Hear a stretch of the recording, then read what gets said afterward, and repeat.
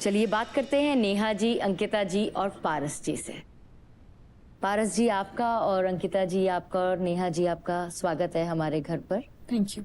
इतनी देर से हमने आप ही के यहाँ से निकली इन खिलाड़ियों से बात की और हमें पता चला कि किस तरह से युवा जो है उसका एक बहुत ही बड़ा हाथ है, या कह सकते हैं सबसे बड़ा हाथ है इनके जीवन की सफलता में।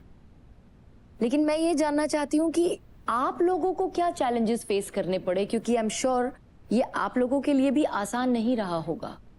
प्राइमरी चैलेंज जो हमने फेस किया है वो ये है कि स्टार्टिंग में बच्चों को कन्विंस करके, पेरेंट्स को कन्विंस करके बच्चों को स्कूल में लाना, फिर फुटबॉल प्रोग्राम के लिए कन्विंस करना।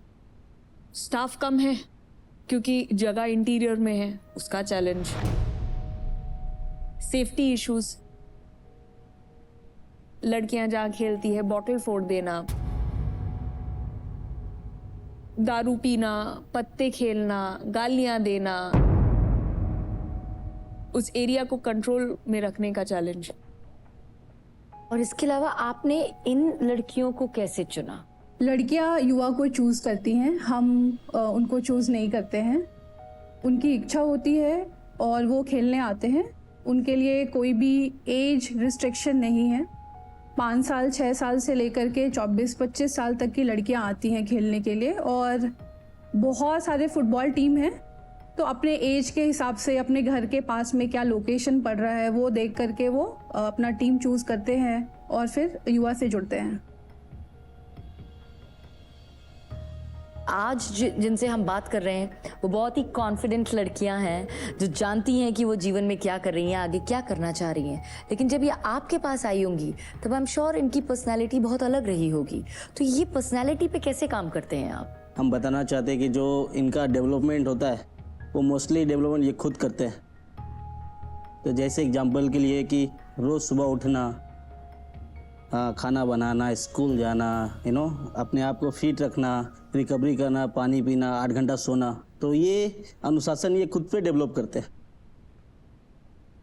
वो खेल के साथ साथ डिसिप्लिन आया और डिसिप्लिन के साथ साथ बदलाव आता गया इनकी पर्सनैलिटी में। बिल्कुल, क्योंकि जब कोई फुटबॉल खेलता है ना तो वो जब हार जीत सब देखता है, बट जो धीरे धीरे जो प्रोसेस कंटिन्यू करते हैं, रिपीटेशन जो होता है, उससे वो लोग बेटर हो जाते हैं। लेकिन इनके परिवार भी आपको बहुत मानते हैं, तो उस समय सिर्फ इन्हें आपको बताना पड़ा आने के लिए, या आप लोगों को इनके परिवारों से भी बात करनी पड़ी? हाँ, इनके परिवार से भी हम लोगों को बात करना पड़ा, लड़ाई भी करनी पड़ी। तो हमें जा कर के परिवार को बताना होता था कि क्यों हम चाहते हैं कि आपके बच्चे वहाँ पे आएँ। जब वो वहाँ आएंगे तो उनके साथ किस तरीके का बदलाव होगा, वो क्या सीख पाएंगे, हम क्या उनके लिए लेकर के आए हैं। बहुत सारे माँ बाप का जो थिंकिंग है वो बहुत चेंज हुआ है, क्योंकि वो देख रहे हैं अब कि बच्चियाँ जब पढ़ रही है तो वो इतना पैसा कमा सकती हैं कि जितने का उनका इनकम सर्टिफिकेट पूरे साल का बनता था उतना वो 1 महीने में कमा सकते हैं।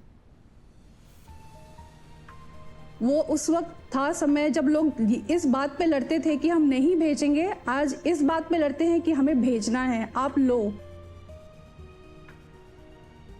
पर हमारे पास रिसोर्सेज कम है और हमें बोलना पड़ता है कि शायद अगले साल हम कर पाएंगे, इस साल तो नहीं।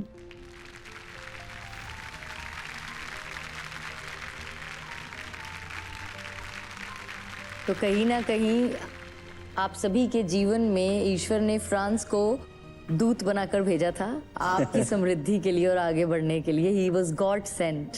बिल्कुल। इतनी देर से जिन व्यक्ति की बात इन लड़कियों ने की वो हमारे साथ वीडियो कॉल पर जुड़ रहे हैं, और वो हैं युवा इंडिया ट्रस्ट के founders France.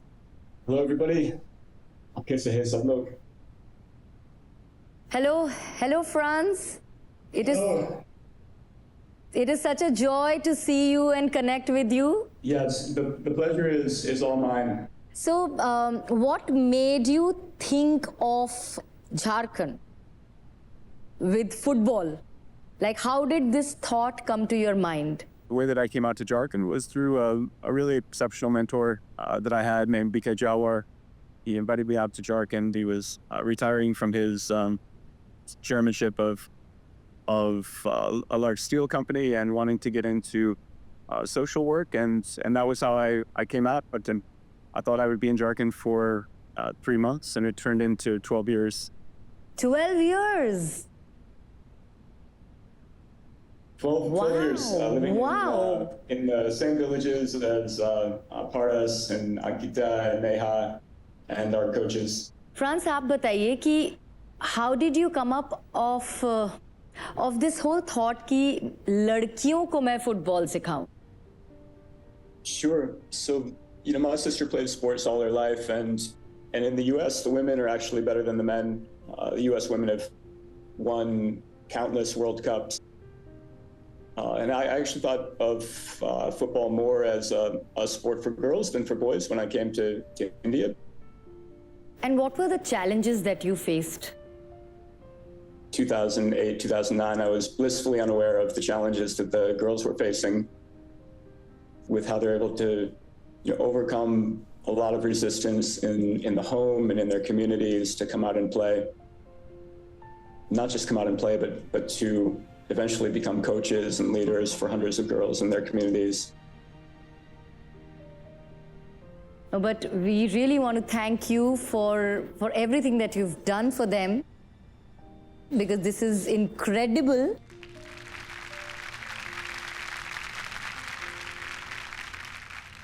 Is there any message that you want to give to these girls? मुझे इस बात पर बहुत गौरव है कि हम क्या हासिल कर पाए हैं. And I'm very proud of what you've done and how you've inspired so many other young people in your communities and across India. And I are just looking forward to seeing what you guys do in your lives. आप लोगों के favourite France यहाँ सामने हैं video call पे, कुछ कहना चाहती हैं उनसे? कैसा लग रहा है? हम बहुत थैंकफुल करते हैं कि फ्रांस वो ऑर्गेनाइजेशन ओपन किया, और अगर हम युवा पे नहीं होते तो मे बी हमारा लाइफ बहुत डिफरेंट होता जैसे दूसरों की लाइफ है. तो हम बहुत ब्लेस्ड है कि हम युवा पे हैं अभी.